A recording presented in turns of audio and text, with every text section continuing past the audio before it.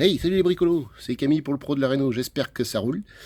Bon, j'ai pas pu filmer la dernière fois mon histoire de plafond, mais parce qu'il y avait du monde sur le chantier, tout ça. Donc je vais te montrer quand même ce qu'on a fait, là où ça en est, l'avancement, avec deux, trois petites explications, j'espère que ça te plaira. Alors, on a fait les plafonds, donc le plafond autoporté, comme je te disais dans le précédent épisode.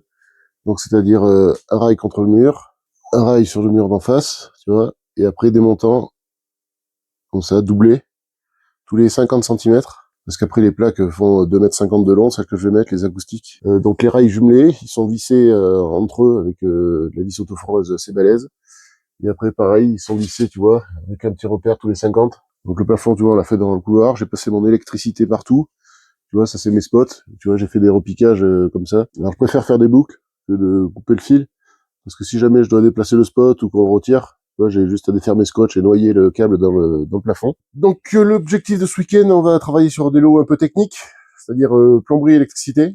Je vais du coup te montrer un peu ce qu'on va faire et te filmer tout ça. Et je vais te donner des astuces et des techniques pour te montrer un peu comment je fais un peu d'élec, un peu de plomberie. On va commencer à mettre des pots, mettre un peu d'appareillage. On va faire de la plomberie, on va poser le bâti support et tout ça. Mais en attendant, générique.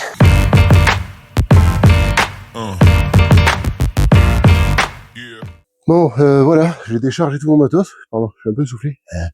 Donc, j'ai des câbles élect pour mes alim tableaux. Dans ce petit carton, qu'est-ce qu'on a? Alors, dans ce petit carton, apparemment, j'ai tous mes pots, quelques disjoncteurs. Voilà, impeccable. Ça c'est encore des disjoncteurs. Encore des disjoncteurs. Après là, j'ai pris du Aguerre parce que, enfin, Aguerre. Bon, je dis Aguerre, Aguerre. Enfin, t'as compris, tu vois. Et ouais. Voilà, hein, du AG. Alors là-dedans, on a le tableau électrique là. Ouais, le tableau c'est un Schneider. Disjoncteur Aguerre, tableau Schneider. Ah ouais. Je vais faire du panaché, les gars. Bon, après, c'est pas grave. Donc, j'ai encore des pots, j'ai mes spots. Ça, c'est tout l'appareillage, le Audace. Bon, les spots, je vais pas les mettre de suite, il n'y a toujours pas de plafond. Mais au moins, comme ça, tu sais, j'avais fait une commande élec, c'est complet. Après, j'ai mon bâti Gbérit. Donc, c'est un Gbérit Duofix Sigma 12. La référence, attends, je vais mettre dans le bon sens. La référence, c'est ça. Alors, ces bâtis, je les adore. Je les adore, ces bâtis, parce qu'ils sont faciles à poser, ils sont robustes, t'as des pièces détachées de partout. Et j'en pose, je sais pas, j'ai dû en poser des centaines, et des centaines, si c'est pour pas dire un millier, quoi. Parce que quand tu fais des résidences, t'en envoies 50 d'un coup, ça va vite. Après, je pose beaucoup de grouets aussi. Voilà, le grouet, j'aime bien. Tu vois, Gbérit et le grouet, c'est pas mal. Les grouets sont un petit peu moins chers. Alors après, ils ont le déclenchement de touche, tu sais, t'appuies pour tirer la chasse. C'est un mécanisme pneumatique, alors avec le temps, ça déconne un petit peu, mais c'est rien de bien méchant, tu vois. Puis c'est pareil, t'as des pièces de partout, donc voilà. Donc on va s'attaquer un peu par de l'élec, mettre des pots, un truc un peu simple, tu vois, pour se chauffer un peu. Donc on va commencer par mettre les pots ici. Alors là j'ai un pot double à mettre, parce que tu vois j'ai une prise en 3G de 5 mm², et j'ai mon inter, et ça, simple allumage, donc applique cuisine, c'est pour allumer la lumière au niveau des meubles hauts. Bon, je suis un peu dégoûté parce que de toute façon c'est la journée là, je pense. J'ai un petit accessoire pour me faire des pots doubles, triple, quadruple. Et ça fait 1 heure que je suis en train de le chercher, je sais pas ce que j'en ai fait. Donc c'est pas grave, on va faire ça un peu à l'ancienne. Alors là, tu vois, j'ai montré d'axe. Donc l'anthrax entre pots, c'est 71 mm. Donc pour être plus précis, parce que tu vois le bout du mètre, ça bouge un peu. C'est un peu flottant, donc du coup tu te perds vite des millimètres. Donc tu te reprends... moi, tu vois, je me mets mon mètre là sur le 27,1 et je trace à 20, comme ça je sais que je suis bon. Voilà, donc là j'ai 71 d'anthrax pour mon pot double. Un petit niveau. Je sais pas si je le mets vertical ou horizontal, parce que là je vais avoir le frigo. Le frigo va arriver là. Il faut 35 mm de bord, la plaque. Ouais, ça devrait passer, donc je vais le mettre horizontal. C'est bien horizontal. Donc après, je me trace le bord du mon pot, mon bord de scie cloche, mon bord de trou, quoi. Alors l'appareil que j'ai, il En fait, il se met dans le premier trou de six cloches, et après, t'as tous les entraxes de tracé. Et dessus, t'as un petit niveau, c'est vachement pratique, hein. Quand t'as ce qu'il faut, ça va bien, hein. Et après, sinon, tu vois, tu fais à l'ancienne, hein. Tu traces tes pots ex comme ça. Là, normalement, entre les deux, je dois avoir 71. Voilà, tout pile. Donc, la moitié, tu te mets à peu près à 35. Alors, le diamètre des pots, c'est 67 ou 68 millimètres. Voilà, l'un ou l'autre, ça va. Autrefois, c'était 65, donc te fais pas avoir, parce que si tu perds à 65, là, par contre, il va manquer des millimètres pour rentrer ton pot, tu vas galérer. Alors là, je me pousse un peu les fils, parce que sinon, je vais me les choper avec la scie cloche, c'est pas le but. Donc, perçage. Voilà. Après, s'il y a guichet, s'il y a placo, ou s'il y a jambon, t'appelles ça comme tu veux. Donc le pot, comment il tient? Ben, tu vois, il y a des griffes ici, et quand je viens serrer la vis là, eh bien, les griffes viennent descendre et ça vient prendre le placo en sandwich, et c'est ce qui fait qu'il tient. Donc ça, c'est hyper important que ça tienne bien, parce que c'est ce qui vient tenir ton appareillage après. Et si ton pot tient pas, tu vois, tu vas avoir ta prise là, mettons, tu vas brancher un truc, quand tu vas débrancher, ben, il y a tout qui va venir, quoi. Donc quand j'ai deux trucs différents, tu vois, je garde la cloison de séparation. Après, je peux la saquer, ça sert à rien, mais bon, enfin, ça sert à rien dans ce cas de figure. Et après, bon, ça me rigidifie un peu le pot, tu vois, c'est vite qui s'écarte ou qui se rétrécisse. Donc là, je fais deux petits trous au tournevis pour rentrer mes câbles. Mais tu vois, vu comment arrivent mes câbles, ma prise sera à droite. Ma prise sera à droite.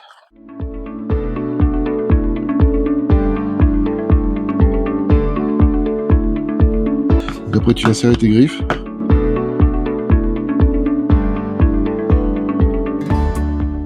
Donc faut essayer de le mettre le plus de niveau possible, le pot.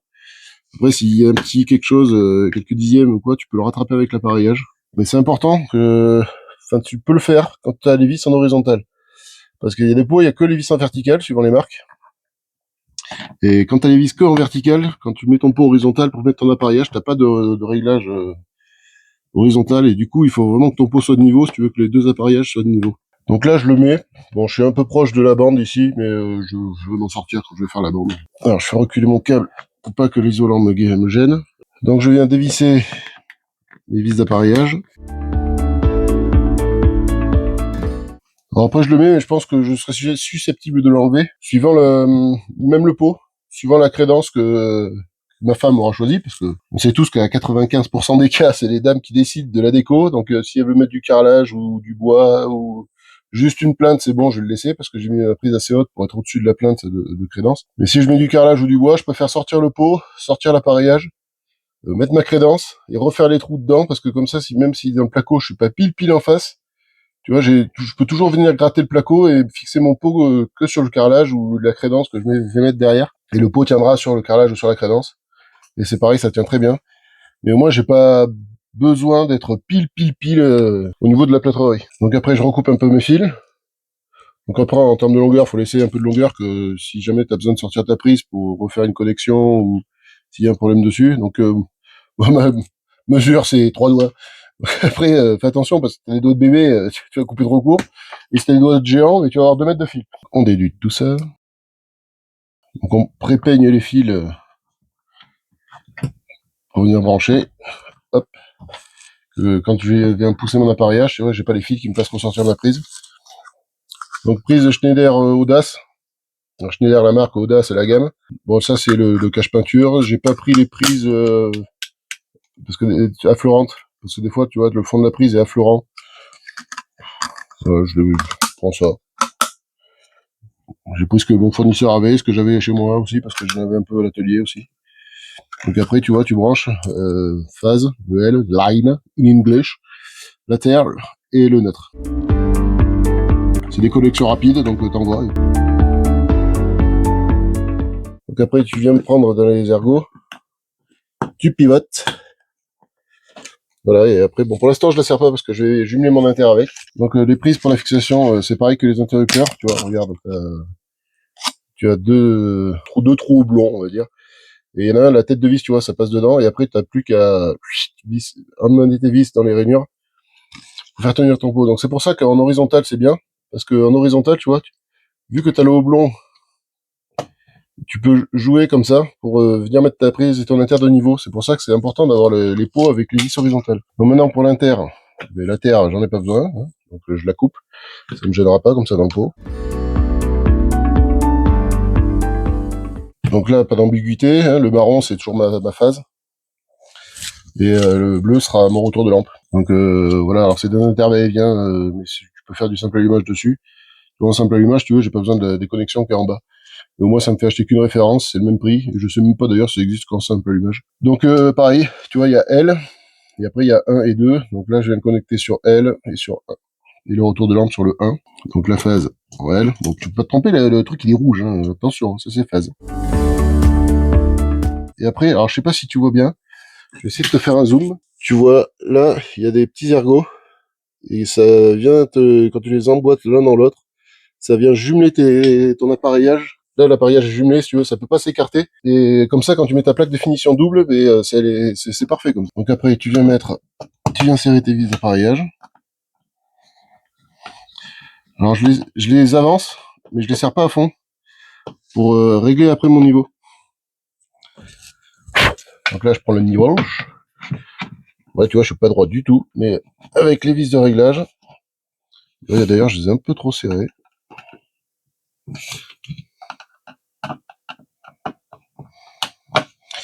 Avec le réglage, hop là, tu vois, tu peux bouger.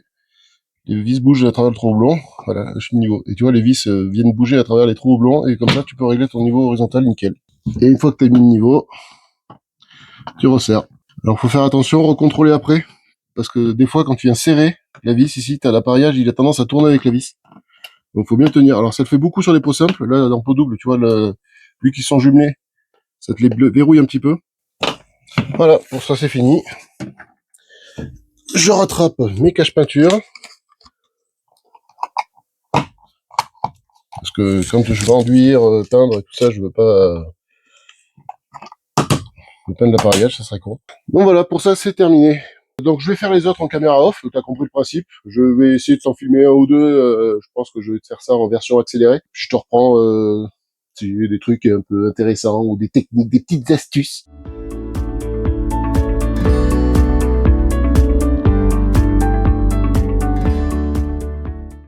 Donc là, tu vois, j'ai un pot quadruple. Là, je vire la séparation. Je vais te dire pourquoi. Je rentre mon câble, je mets mon pot, je t'explique ça pourquoi. Donc le câble, je le fais rentrer sur une extrémité. Parce que là, j'ai un bloc de 4 prises.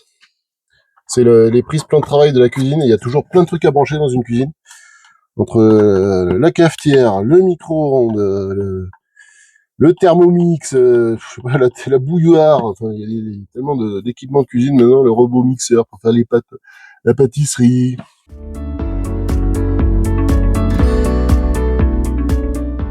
Voilà, donc je fais rentrer mon câble sur une extrémité.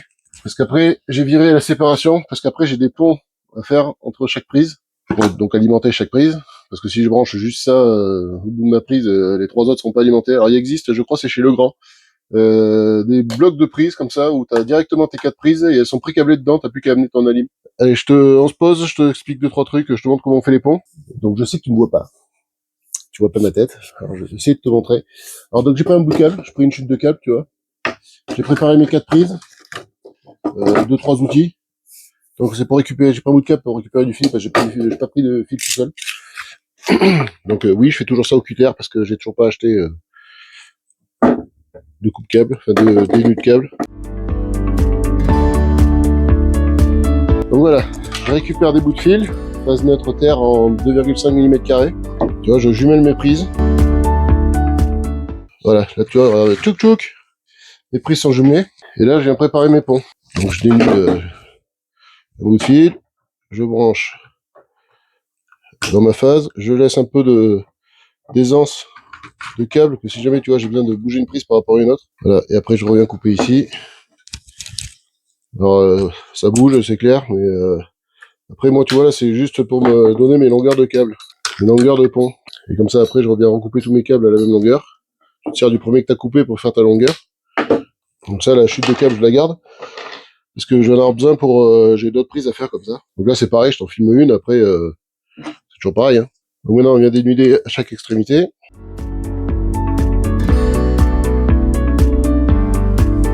Voilà, puis après tu viens brancher tous tes ponts.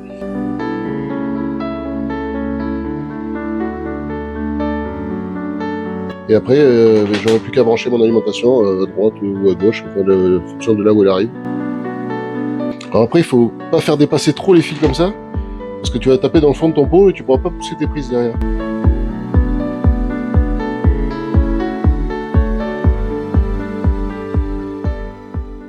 Voilà, tous les petits ponts sont prêts. Petit pom pom pom, c'est la petite marionnette. Tu vois, je les pré-coiffe, tu vois, prêt à jumeler mes prises, que je m'embête pas après les jumeler. J'écrase bien ça pour que ça m'embête pas sur la profondeur de mon pot, voilà. Et puis là, j'ai mes 4 prises, tu vois, sont branchées. J'ai plus qu'à aller présenter ça dans mon pot, brancher mon alim. Alors, tu vois, je peux avoir un repiquage de prises, hein, du coup, je peux arriver à mon alim d'un côté et repartir à une autre prise de l'autre côté. Voilà, ça gêne pas, puis, voilà, comme ça tout alimenté, tu vois. Je me suis pas embêté, j'ai la place pour travailler. Que d'aller dans le faire dans le pot, là, d'aller derrière et tout, et te le peigner et tout, c'est un peu galère. Donc allez, on met ça en place. Donc voilà, là, toujours ma longueur 3 doigts. Longueur hyper précise, c'est une unité de mesure infaillible. On branche phase notre terre. Avant de faire le brushing, je vais desserrer mes vis d'appareillage.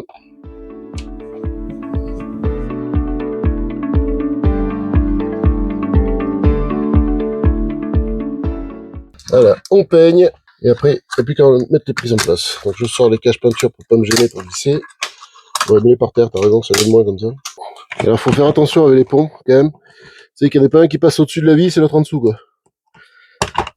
Alors tu vois, faut desserrer les vis d'appareillage suffisamment.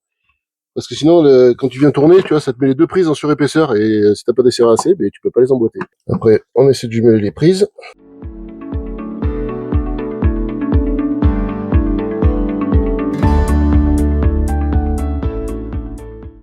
Alors bien sûr, il y a un truc que j'ai pas précisé. Hein. Mais j'ai pas le jus dessus. Hein.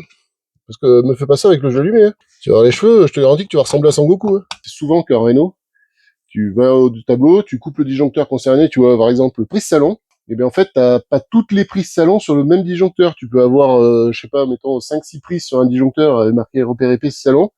Et à côté, t'as un autre disjoncteur marqué PC chambre, PC cuisine. Et dessus, t'as des prises du salon qui sont repris. Et du coup, la prise sur laquelle tu vas bosser, ça peut se retrouver avec le courant. Donc, faut faire hyper gaffe. Ici, tu vois, j'ai 2 inters qui arrivent. Et donc l'allumage pour le salon et l'allumage pour la cuisine. Et je vais en amener un troisième, c'est l'éclairage extérieur. Et ça sera un interrupteur à voyant. Parce que tu vois, comme là, la fenêtre est fermée, la porte est fermée, le volet est fermé. Et si tu veux savoir que ta lumière est allumée, tu mets un petit voyant ici sur ton inter. Et quand le voyant est allumé, tu sais que ta lumière dehors est allumée. Et tu te dis, oh, j'ai oublié d'éteindre la lumière. Donc les éclairages extérieurs, je les mets toujours sur un disjoncteur séparé. Parce que ça a toujours tendance, ça peut avoir tendance à prendre l'humidité, à avoir de la condensation dedans, ou souvent comme il est exposé, même que la pluie arrive par rentrer si t'as pas posé ça correctement. Et du coup, ça fera disjoncter que ton éclairage à l'extérieur. Tu seras pas embêté après sur la partie intérieure de ta maison, parce que si tu le branches, mettons sur la lumière du salon, t'as un problème dehors, et tac, ça te disjoncte, t'as plus de lumière dans le salon. Donc c'est un peu relou. On va amener une alim qui part donc du tableau jusqu'à mon bouton. Et de mon bouton, on va ramener la lumière et je ferai tous les raccordements dans le pot. Et comme ça, j'ai tout là. Et si j'ai un problème, moi, je sais que c'est là. Pour les interavoyants, il te faut plusieurs fils. Alors, il te faut une phase. Dans un premier temps, ça marche pas sans. Il te faut une phase, un retour de lampe et un neutre. Parce que il faut le neutre absolument pour faire fonctionner ton voyant. Donc là, regarde pas les codes couleurs parce que je respecte pas tic-tac la norme.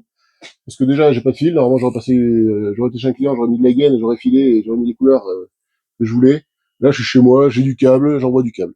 Donc, oui, c'est pas bien. Oui, je vais prendre la terre pour faire mon retour de lampe, mais c'est comme ça. Par contre, chez un client, je fais pas ça, et toi, tu fais pas ça, parce que le consuel, il arrive, il voit que ta terre, c'est un retour de lampe.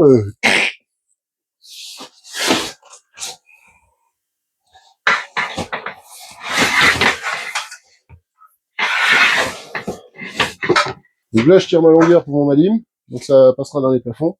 Je vais faire le trou pour envoyer la lumière dehors, donc il faut que je chope la persifleuse qui est là. Donc en matos, je sais pas si en outillage, je t'en ai déjà parlé, moi je travaille avec Bosch, tu vois, c'est très bon rapport qualité-prix. Ça tient le temps que ça tient, ça fait le job, tu vois. Mais après, l'avantage que ça a, une perceuse comme ça, je crois que ça coûte, je sais pas, entre 200 et 300 balles, ou peut-être un peu plus, je sais plus. Et après, il y a des perceuses qui valent la peau de ce que tu y vois. Mais au moins, ça, quand c'est mort, je peux la renvoyer au SAV Bosch. Des fois, il la répare, et puis s'il la répare pas, j'en rachète une, ça me fait pas mal, tu sais où. Donc, un petit trou.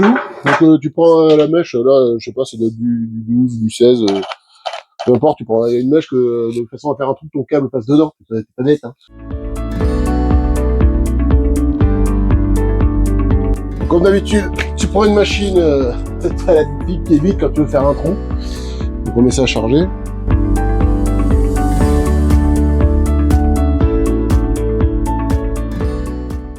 Regardez où j'en suis, parce que là, ça fait un petit moment que je perce. Moi, si je suis pas dans le balcon, tu vois.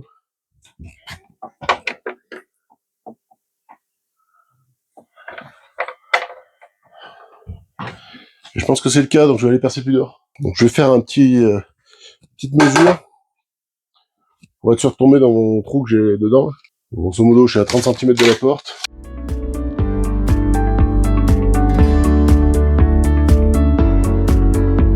Donc j'ai percé, je vais envoyer le câble, je le récupère dedans.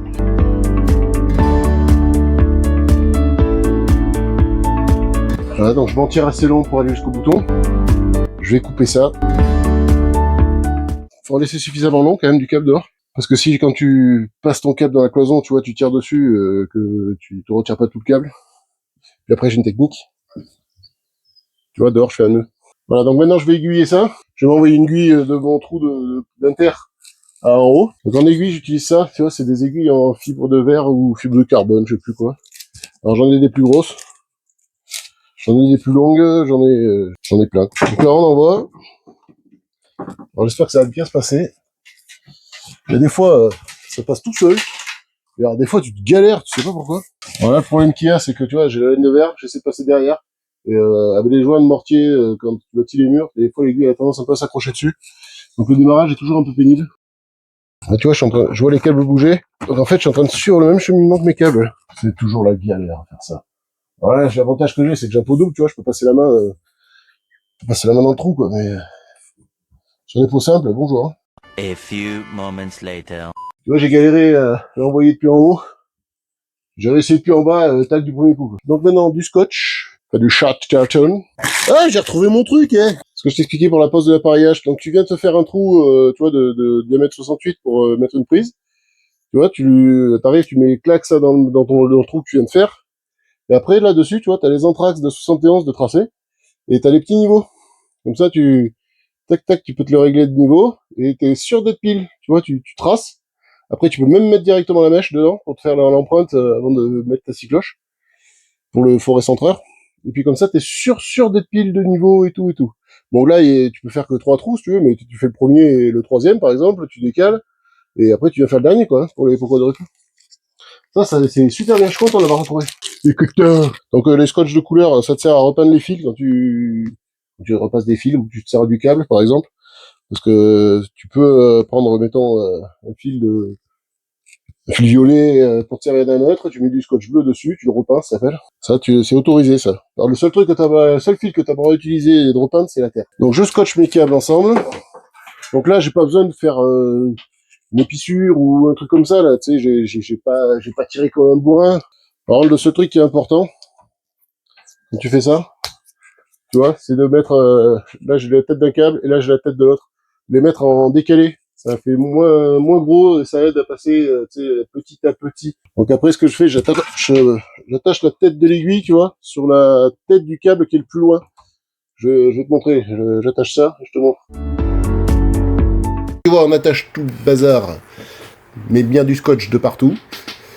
Là, tu vois, tout bien attaché. L'important, c'est qu'au niveau de la tête, tu vois, de mettre du scotch pour éviter que le câble vienne s'accrocher dans les trucs qu'il pourrait trouver dans le mur. Et pareil sur le niveau de l'aiguille, que le câble soit bien en alignement avec la tête de l'aiguille pour éviter que ça vienne s'accrocher dans tout ce qui peut traîner dans le mur et que ça fasse chier pendant qu'on vient tirer le câble.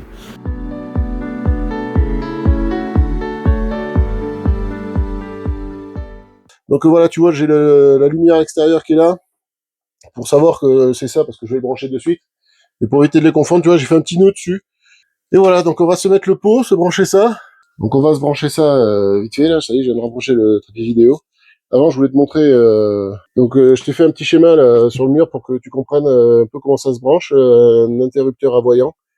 Donc tu vois ta phase, donc le fil marron on voit que j'ai passé. Je vais la brancher du coup sur mon inter, tu vois, sur la bande phase de mon inter. Ça c'est l'interrupteur qui est symbolisé ici. Après je vais prendre le bleu en retour de lampe. Donc c'est le câble qui va partir de mon inter qui va aller se brancher sur ma lampe. Dessus je vais mettre un wago et je vais venir y connecter mon petit voyant. Et après le neutre, tu repars, tu repars à ton neutre. Voilà, et pareil, un petit wago ici pour reprendre l'éclairage extérieur et le voyant sur le même fil. Et après, clac, ça repart au neutre. Ce qui fait que quand tu vas actionner ton bouton, tac, tu vas venir fermer ton inter, t'as ta lumière de dehors qui va s'allumer et ton voyant qui va s'allumer. Voilà, c'est comme ça qu'on va faire. Donc, je te replace. Donc là, on va mettre le pot. Je vais dénuder les câbles avant parce que je déconnecte qu'il faut après. Ils préfèrent, alors avant, après, il y a pas vraiment d'importance. C'est comme tu préfères. Moi, je les dénude avant. Je vais recouper un peu de longueur. Là, tu vois, j'avais gardé mes repères la dernière fois. Tu vois, alors là, j'ai juste marqué salon et cuisine dessus. Je sais que c'est des va-et-vient. Donc, allez, c'est parti. J'attrape les outils, je fais ça. Je me suis mis mon petit 3 marches en guise de siège. On est bien. Donc, je vais recouper un peu mon câble d'alim parce qu'il est un peu long. Alors après, il faut pas avoir peur de laisser du rab sur tes câbles, tu sais, quand tu les chemines. C'est pas parce que tu perds 20-30 cm de câble que ça va laisser la ruine. Puis après, tu vois, c'est des fois des chutes de câbles comme ça, je les garde un petit peu. Parce que quand t'as des ponts à faire ou comme ça, au lieu de taper dans ta couronne, tu récupères ta chute. Et puis... Donc t'embête pas à aller dénuder le câble au fond du trou que t'as fait. Ce que je fais, moi, je dénude un peu devant. Alors toujours pareil, tu fais attention quand tu dénudes au cutter de pas entamer le câble, enfin les fils qu'il y a dans le câble. Voilà, donc ça je le mets bien de côté pour dire que c'est mon éclairage extérieur. Faut pas te les recouper à cette hauteur parce que pour brancher c'est en bas. Voilà, la séparation de mon pot, je vais la dégager parce que j'ai des fils qui vont traverser le pot de haut en bas. Donc là tu fais les trous, tu trouves la membrane. Donc le plus pénible ça va être de faire passer les repères. Donc ce que je vais faire, là je vais couper un des deux repères. Alors je sais que j'ai salon et cuisine. Je vais me l'envoyer dans mon pot. Donc celui-là, ce que j'ai fait, c'est le salon. Donc je l'enroule et je sais que celui qui est enroulé, c'est le salon. Celui que j'ai mis de côté ici, tu vois, je vais l'envoyer pareil de suite. Ça, je sais que c'est le câble qui va à ma lumière dehors. Pareil, je l'enroule.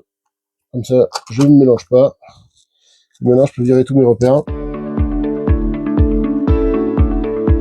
Donc essayer dans la mesure du possible de faire rentrer la tête de ton câble dans le pot.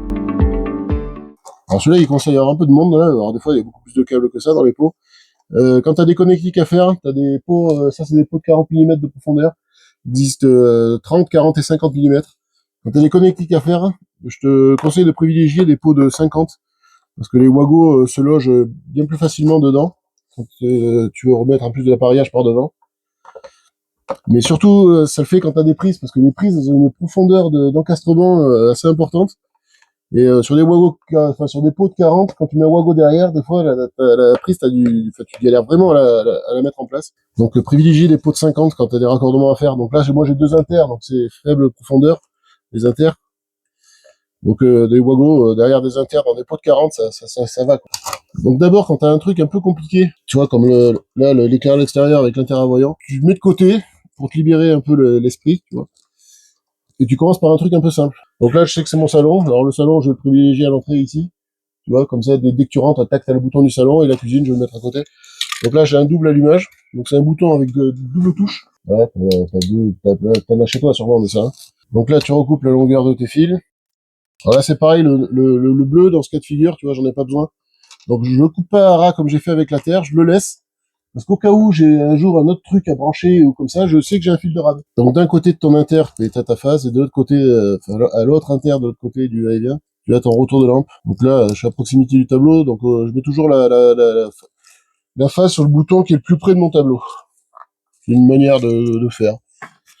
Une méthode. Après, il n'y a pas d'importance hein, que tu le mettes d'un côté ou de l'autre. À partir du moment où tu as la phase qui arrive sur un inter et le retour de lampe sur un autre. Donc là, je fais attention de pas me mélanger, tu vois, la navette d'un bouton et la navette d'un autre bouton. Tu vois, sur les inters, t'as un petit schéma de câblage dessus. Tu vois, donc là, c'est un simple touche. Mais sur le double touche, t'as un autre schéma à côté. Et avec phase 1, borne 2. Comme ça, tu peux pas te tromper, quoi. Donc c'est assez branché. Tu vois, j'ai fait le plus simple. Comme ça me libère pas mal de fils. Et ça libère un peu, on va dire, tu sais, ton cerveau, tu sais, quand il voit 3 tonnes de trucs, il se dit, oh là là, c'est super dur. Donc tu te fais le plus facile, et ça libère de la place, et du coup, ça libère ton esprit zen, après. Donc après, je positionne mon inter. Donc là, il faut y mettre le voyant. Donc c'est les mêmes inters qui font tout. Tu vois, qu'on va et vient, simple allumage. Ils font bouton poussoir aussi, tu viens intégrer un ressort dedans. Donc pour intégrer un ressort, tu sors la touche. Donc c'est facile, tu tires dessus. Tu vois.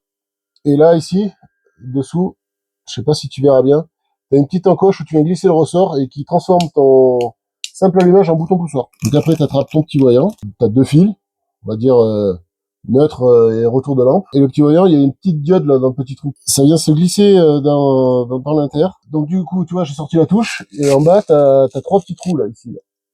Voilà, t'as 3 petits trous. Voilà. Donc là, c'est là où tu vas mettre le voyant. Donc tu peux le positionner un peu sur la gauche ou sur la droite ou carrément centré.